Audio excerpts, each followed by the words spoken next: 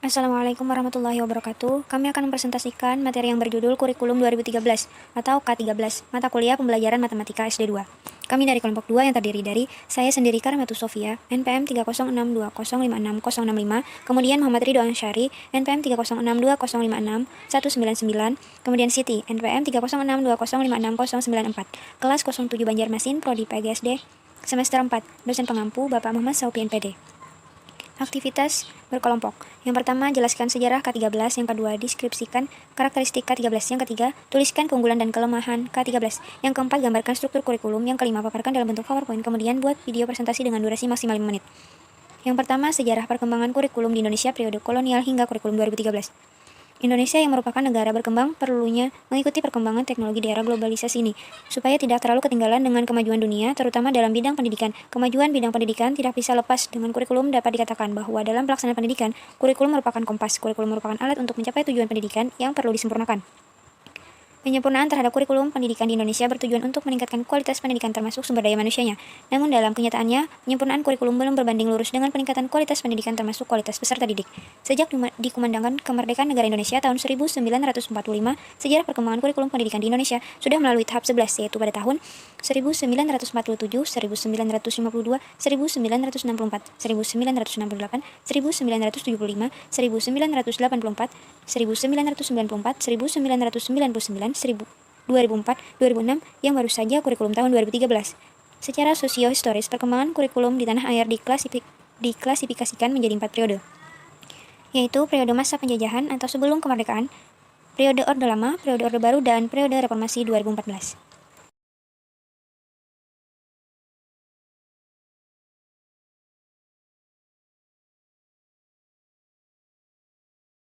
Karakteristik Kurikulum 2013 mengembangkan keseimbangan antara pengembangan sikap spiritual dan sosial, rasa ingin tahu, kreativitas, kerjasama dengan kemampuan intelektual dan psikomotorik.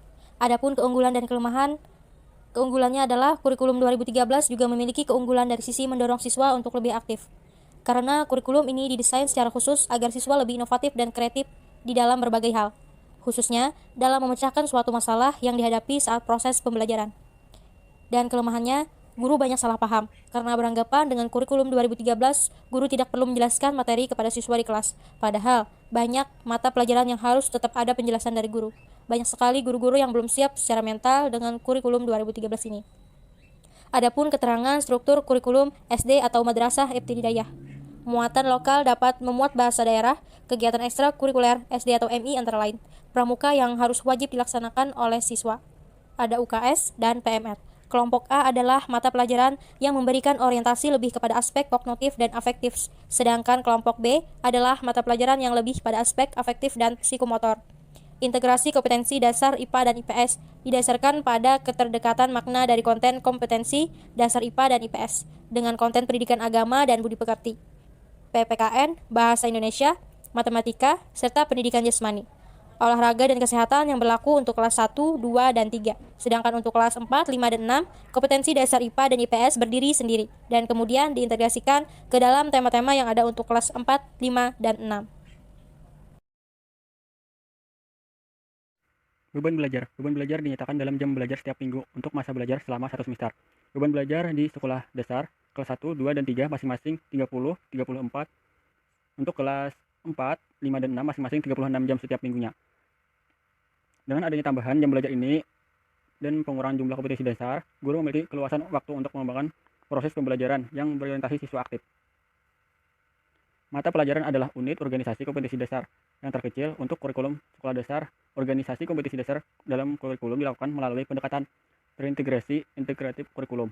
Berdasarkan pendekatan, maka akan terjadi reorganisasi kompetensi dasar dalam mata pelajaran yang mengintegrasikan konten mata pembelajaran yang dianut dalam beban belajar tersebut. Kompetensi dasar tersebut berkenaan dengan muatan lokal yang berkaitan oleh beberapa sistem, diantaranya adalah olahraga, serta permainan daerah yang terintegrasi dalam mata pelajaran pendidikan tersebut. Di kelas 4, 5, dan 6, mata pelajaran IPA dan IPS tercantum dalam kompetensi dasar masing-masing. Oleh karena itu, proses pembelajaran semua kompetensi dasar dari semua mata pelajaran terintegrasi dalam berbagai tema. Demikian tadi presentasi dari kelompok 2. Terima kasih.